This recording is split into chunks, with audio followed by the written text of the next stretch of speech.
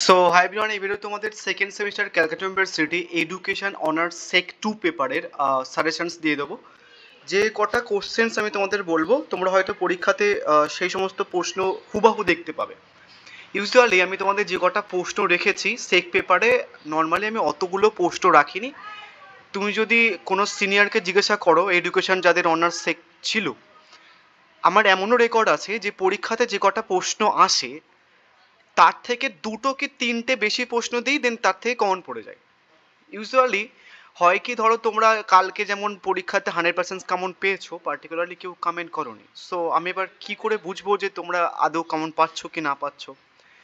তো ওই কারণের জন্য আমি কয়েকটা এক্সট্রা প্রশ্ন রেখেছি। তোমরা কিছু একটুখানি খেটে খাটা নিও। কয়েকটা জিনিস বলে দেবো। যে কটা প্রশ্ন রেখেছি, যদিও টোটাল গোটা ইউটিউবের থেকেও কম প্রশ্ন রেখেছি, বাট তাও আমি আরও মোটামুটি হচ্ছে কি তোমাদের স্পেসিফিকভাবে চারটে আরও একদম স্পেসিফিক বলতে পারতাম, বা চারটে কি পাঁচটা 10 মার্কসের বলতাম, দেন সেখান থেকে তোমরা আরও স্পেসিফিক কমন পেয়ে যেতে। রাখিনি, বাট তোমাদের বলে দেবো সেটা কিভাবে করবে। তোমাদের একটুখানি 5 মার্কসের প্রশ্ন আমি বেশি রাখিনি। আমি এখানটায় প্রথম অধ্যায় থেকে পার্টিকুলারলি টোটাল চারটে প্রশ্ন রেখেছি। একটা প্ল্যানিং বলবো, সেই যদি প্ল্যানিংটা শোনো ওটা আমি করতে পারতাম, বাট তোমরা কেউ কমন করোনি, আমি ভাবলাম হয়তো পরীক্ষায় প্রশ্ন পড়ছে না, ওই কারণে আমি আর খাটিনি। তো পার্টিকুলারলি হচ্ছে কি যে এখানটায় চারটে প্রশ্ন রেখেছি, আর একটা শর্ট বলবো, ওটা অ্যাপ্লাই করলে তোমাদের হয়তো এখান থেকে আরও দুটো প্রশ্ন কমে যাবে। দুটো প্রশ্ন মডেল 1 থেকে পড়লে একটা 10 মার্কসের প্রশ্ন কমন পেয়ে যাবে তোমরা, বাট একটুখানি খেটে নিও। প্রথম ইম্পর্টেন্ট প্রশ্ন হচ্ছে কি যে এটা মৌলিক অধিকার কাকে বলে, ভারতের সংবিধানে মৌলিক অধিকার সম্বন্ধে আলোচনা করো। এবার এই মৌলিক অধিকারগুলোর মধ্যে অনেকগুলো অধিকার পড়ে, সেটা যখন তুমি অ্যান্সারটা বানাবে বা তোমার কাছে যখন অ্যান্সারটা রয়েছে তখন দেখবে অনেকগুলো অধিকার পড়ে। তো পার্টিকুলারলি সাম্যের অধিকার আর স্বাধীনতার অধিকার কিন্তু দেয় ঘুরিয়ে ফিরিয়ে, সেটা 5 মার্কসের হোক বা 10 মার্কসের হোক, কিন্তু ঘুরিয়ে ফিরে দেয়। তো যখন মৌলিক অধিকার পড়বে তখন সাম্য আর স্বাধীনতার অধিকারটা সেপারেটলি ভালো করে দেখে রাখার চেষ্টা করবে। নেক্সট মোস্ট ইম্পর্টেন্ট প্রশ্ন এই অধ্যায় থেকে, সেটা হচ্ছে কি যে ভারতের সংবিধানের যে কোনো 5টি গণতান্ত্রিক অধিকার সম্পর্কে আলোচনা করো। তাহলে গণতান্ত্রিক অধিকার, ঠিক আছে, 5টি না দিলেও পরীক্ষাতে গণতান্ত্রিক অধিকারটা দেয়। নেক্সট 3 নম্বর প্রশ্ন হচ্ছে কি ভারতের সংবিধানের মৌলিক কর্তব্য বা ভারতীয় নাগরিকদের মৌলিক কর্তব্য আলোচনা করো।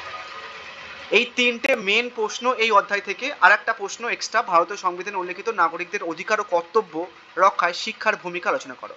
এই চারটে প্রশ্ন রেখেছে, আশা করছি এই চারটে প্রশ্ন থেকে কমন পেয়ে যাবে। একটা কাজ করবে, তাহলে এই চারটে প্রশ্নও অধ্যায় থেকে পড়তে হবে না। সেটা হচ্ছে কি যে এর আগের বারে 2024-এর সেকেন্ড সেমিস্টার অনার্সের কোশ্চেন পেপারটা খুঁজে 2024-এ এই অধ্যায় থেকে যে প্রশ্নটা পড়েছিল, দেখবে এই চারটে প্রশ্নের মধ্যে কোনো না কোনো প্রশ্ন একটা পড়েছিল, সেটা বাদ দিয়ে পড়বে। তার তিনটে প্রশ্ন হয়ে গেল। আর এই লাস্টের প্রশ্নটা লাস্টে পড়বে, মানে জাস্ট একটুখানি লাস্টের দিকে দেখে যাবে। তাহলে কটা প্রশ্ন হলো, দুটো প্রশ্ন থাকবে তোমার। অধ্যায় থেকে দুটো প্রশ্ন পড়লে হয়ে যাবে। এখান থেকে তুমি 5 মার্কসের কমন পেয়ে যাবে, 2 মার্কসের কমন পেয়ে যেতে পারো, এবং 10 মার্কসও কিন্তু কমন পেয়ে যাবে। সিম্পল, একটুখানি খেটে নিও। নেক্সট হচ্ছে কি দ্বিতীয় অধ্যায়। দ্বিতীয় অধ্যায়ে সেম।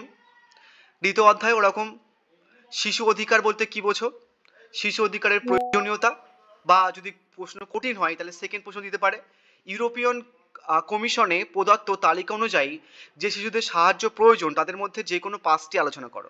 যে কটা সাহায্যের প্রয়োজন সেটার 5টা আলোচনা করতে বলেছে।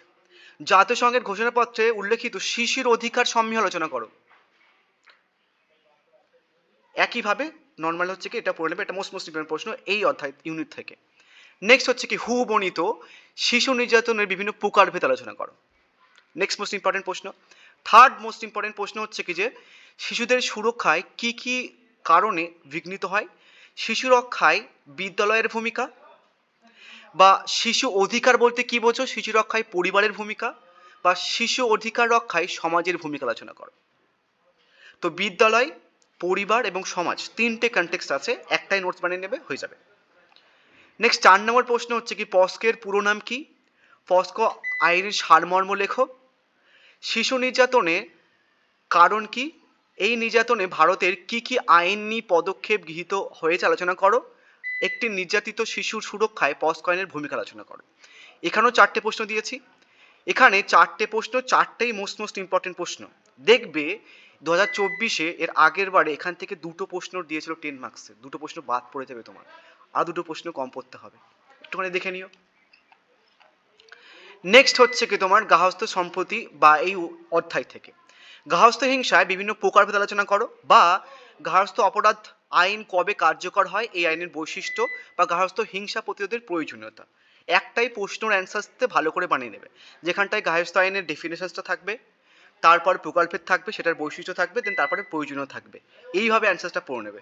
তাহলে এই প্রশ্ন থেকেই 5 মার্কসের প্রশ্ন, 2 মার্কসের প্রশ্ন এবং 10 মার্কসের প্রশ্ন কমন পেয়ে যাবে। আর একটা জিনিস বলে দিচ্ছি যেটা করে নেবে তোমরা, সেটা হচ্ছে কি যে third semester CBCS education honours SEC A2 বলে একটা পেপার আছে, ওই পেপারটা খুঁজবে, খুঁজে ওখান থেকে যতগুলো 2 মার্কসের হয় বা কোশ্চেন্স দেখবে আছে 10টা 2 মার্কসের প্রশ্ন দিতে হতে, 10 কি 12টা মতো, ওই 2 মার্কসের জাস্ট 3-4টে প্রিভিয়াস ইয়ারের প্রশ্ন করে নেবে, 2 মার্কসেরও কিন্তু 100% কমন পেয়ে যাবে তোমরা। বুঝা গেছে? নেক্সট মোস্ট ইম্পর্টেন্ট প্রশ্ন, গার্হস্থ্য হিংসায় শারীরিক প্রক্ষোভিক জনিত বা অর্থনৈতিক নির্যাতন সম্পর্কে আলোচনা করো। নেক্সট মোস্ট ইম্পর্টেন্ট প্রশ্ন, গার্হস্থ্য হিংসার প্রকৃতি কি? গার্হস্থ্য হিংসা আইনের 2005 উল্লেখিত পুরুষদের জন্য সুরক্ষামূলক ব্যবস্থা বা গার্হস্থ্য হিংসা আইনের মূল বৈশিষ্ট্য আলোচনা করো, বা পুরুষদের সুরক্ষা প্রদানে গৃহীত গার্হস্থ্য হিংসা আইন বলতে কি বোঝো। এখান থেকে এই প্রশ্ন থেকে তুমি 5 মার্কসের প্রশ্ন কমন পেয়ে যাবে, যদি 5 মার্কস এখান থেকে না দেয় তাহলে 10 মার্কসের দেবে। নেক্সট, বিবাহিত মহিলাদের গার্হস্থ্য হিংসার প্রকারভেদ নিয়ে আলোচনা করো। নেক্সট, পুরুষদের সুরক্ষা বলতে কি বোঝো, পুরুষ সুরক্ষায় গার্হস্থ্য হিংসা আইনের ভূমিকা আলোচনা করো। এটা মোস্ট ইম্পর্টেন্ট প্রশ্ন, বাট তাও ওই বললাম 2024-এ যে প্রশ্নটা পড়েছিল সেটা বাদ দিয়ে পড়বে, তাহলে আরও এক্সট্রা একটা প্রশ্ন তোমাদের কমে যাবে।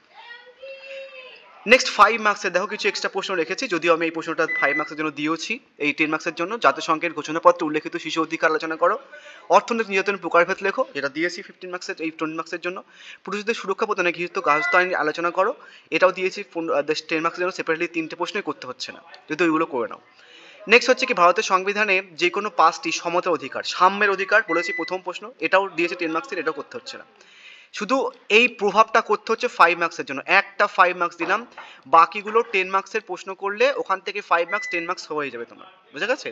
আরও প্রশ্ন কমানো যেত, বাট তোমরা একটু কমেন্ট করবে, আদারওয়াইজ এই যে খাটবো এতগুলো প্রিভিয়াস ইয়ারের কোশ্চেন্স নর্মালি হচ্ছে কি বা এটা দেখবো, সেটার ইচ্ছা হয় না, তাই না? So thank you so much. আশা করছি এর মধ্যে থেকে তোমরা হুবাহু কমন পেয়ে যাবে।